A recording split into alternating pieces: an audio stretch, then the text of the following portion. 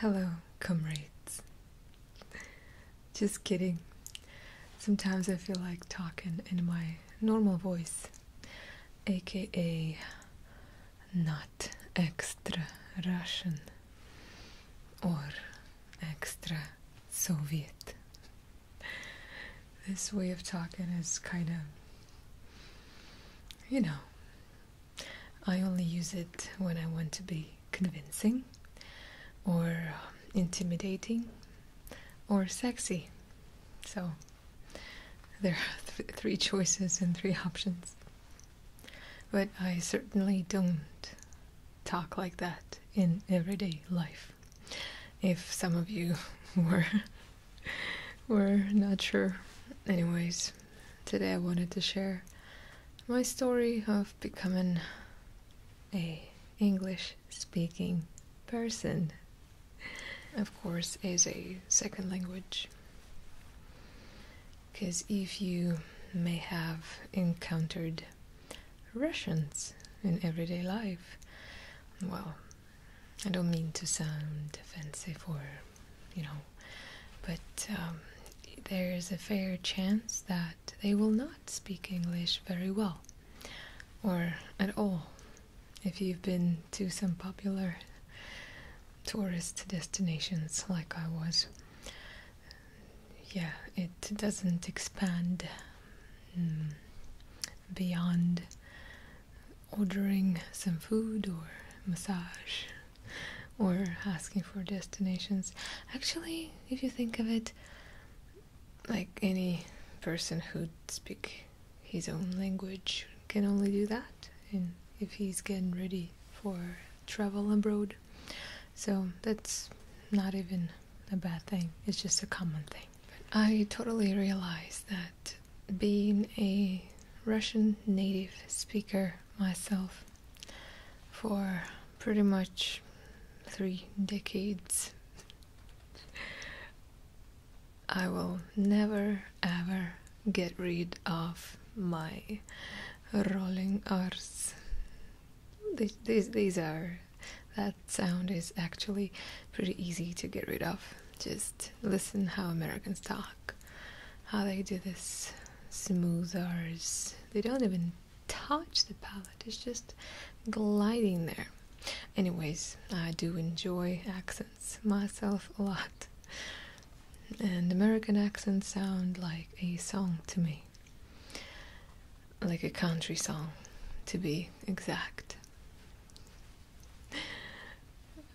Brits, of course, Queens, English sounds more like a dance, or I should say dance. Would you like to dance? Oh yes. Would you like to drink a cup of tea? No, thank you. So this is my quick impression of 2 of the most common English accents.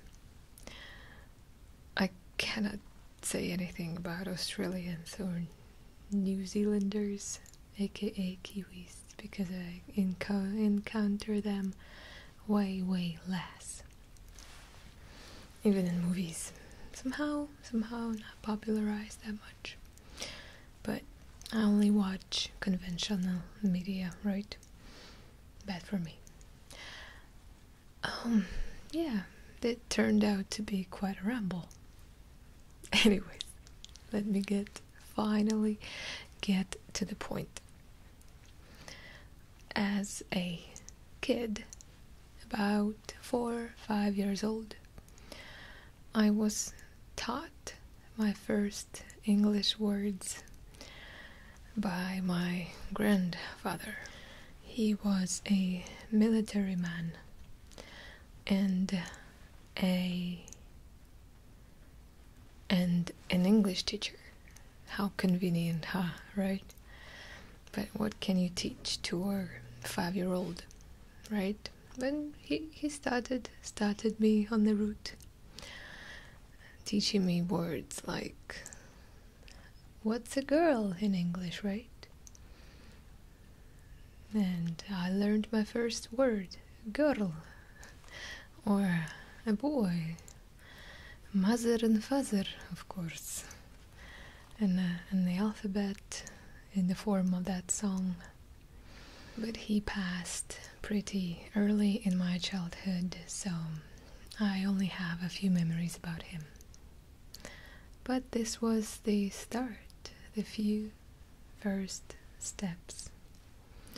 And it's always very, not nice, but overall, to teach your kid to speak even some words in other languages.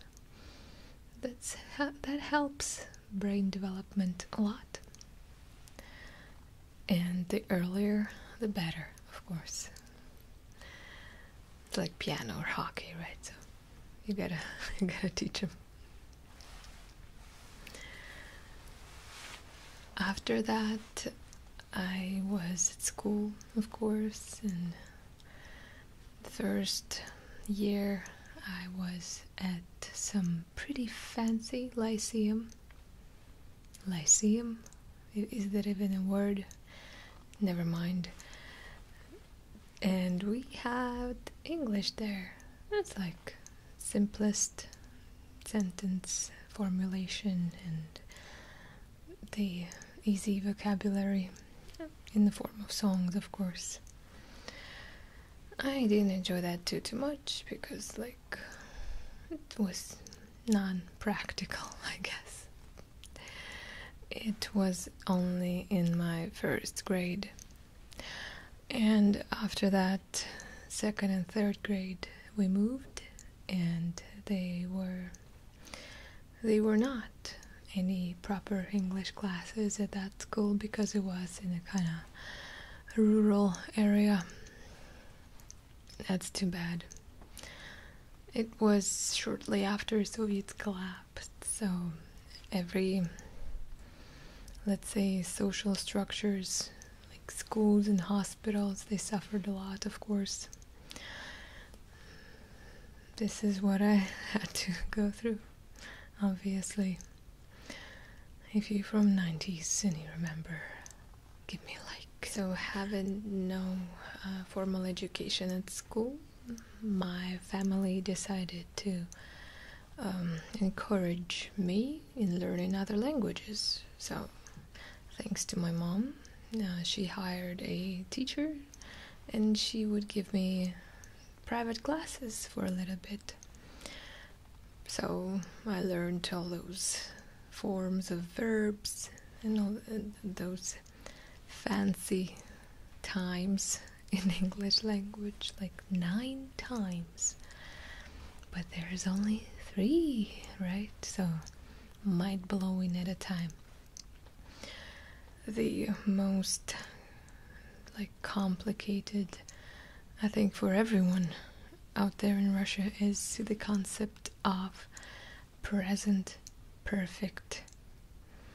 Past perfect is even worse. Oh, don't get me into that. But we moved back and to the larger city, and their school classes began again. But as a sort of a homeschooled, English-wise, I was bored, during those school classes, and gladly, my family took me to private English school. And then for, let's say, at least 5-6 years, every year I was learning more and more, upgrading, and I became upper intermediate. That's not too bad. I remember my first encounter with actual native English-speaking person.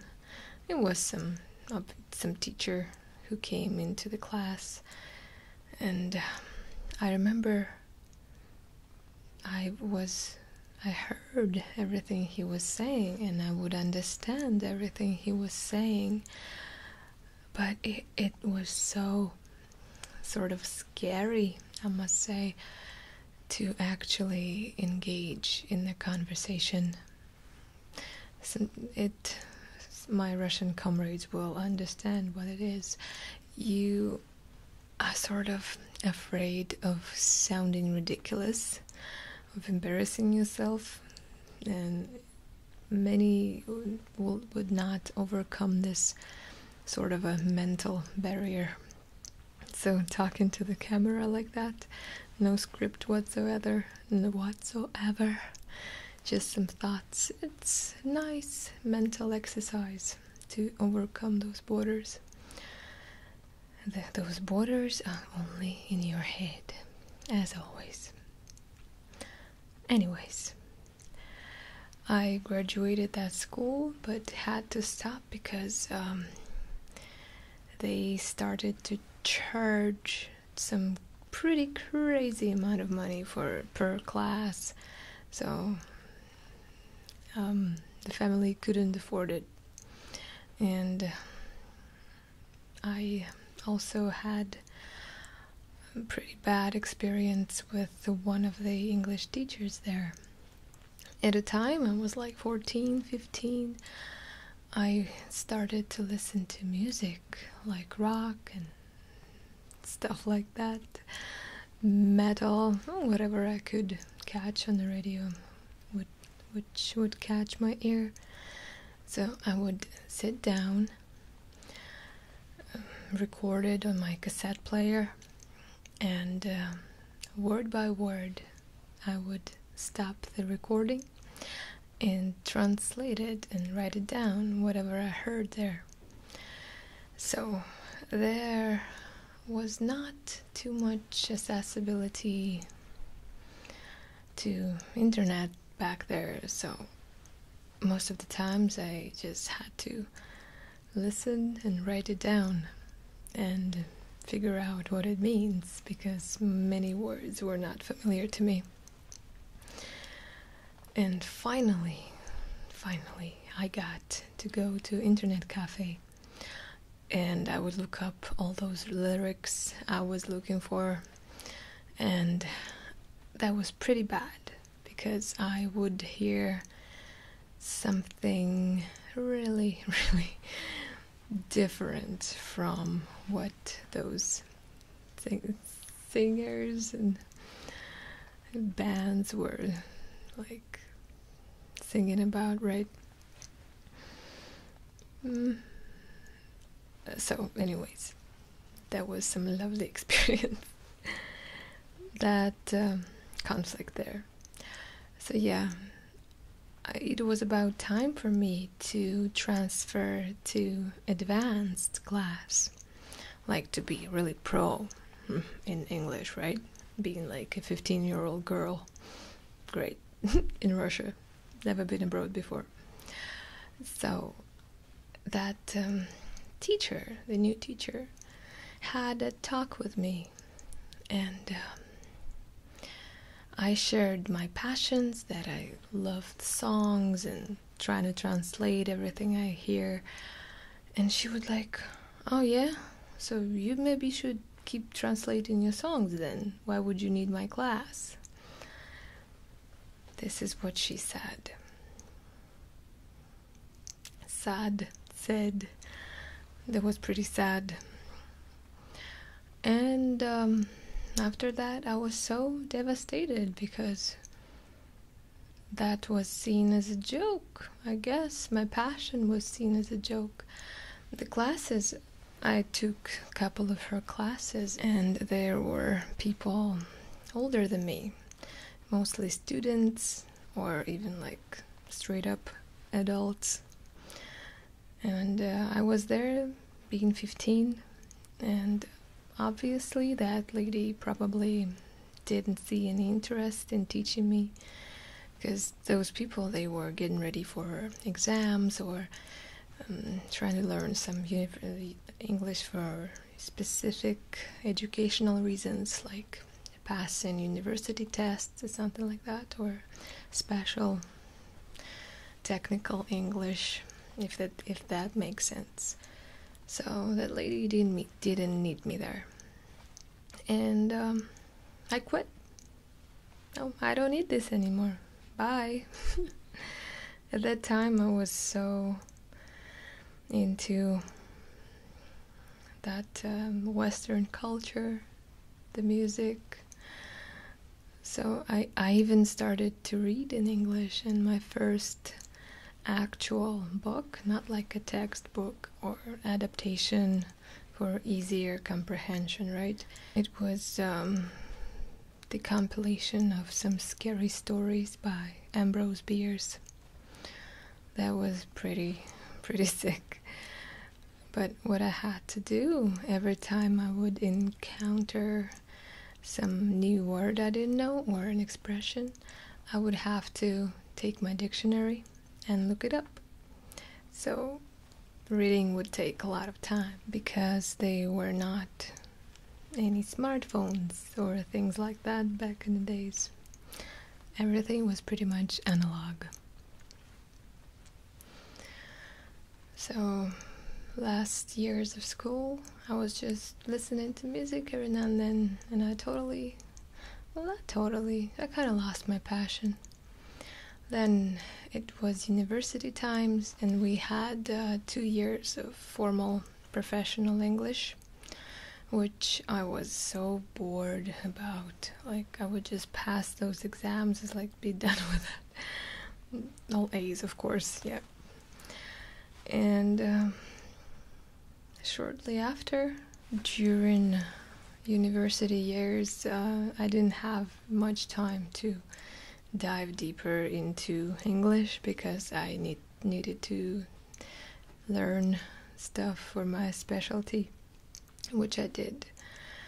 And after that, I had a job, obviously, and during that time, it's like you go to work, you go home, you sleep, then you go to work again. Sometimes you go to another work, or a third one. I don't think I need to explain the financial and social situation in modern Russia when the income is declining every year for the past 10 years. So people make less money working the same or even more hours. So about 5 years ago, I started to watch lots of TV shows, and most of them I had to wait for the translation in Russian. But eventually I was like, what the hell? I goddamn know English. I thought I did. And I might want to try to watch it even without translation or just with subtitles. And that was so much more convenient because I didn't have to wait like a couple days or sometimes a week till the translation studio would upload the Russian version. So yeah, I was dead on with all the premieres. I would mention some, but don't judge me. I was watching Dexter, Breaking Bad, and eventually from season 4, because season 1 and 2 and 3 I wasn't into dragons and stuff like that.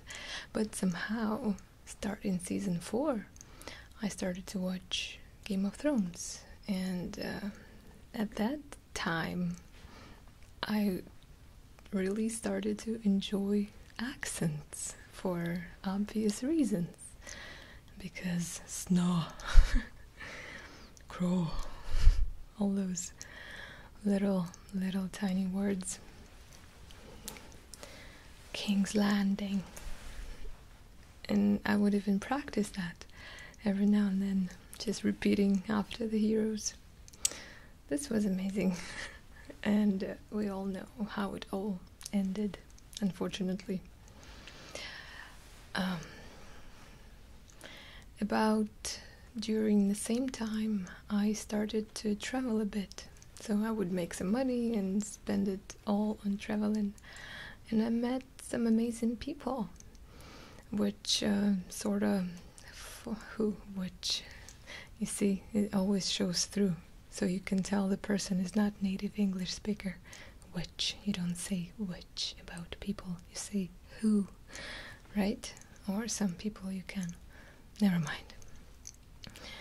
So, some of the people who I met would genuinely be asking me, like, you are westernized big time. You speak English and you have an education and work experience. So why don't you move somewhere else from Russia? Somewhere you can explore your potential or find people that you will find some more common with. And eventually I did. And now I live in Canada.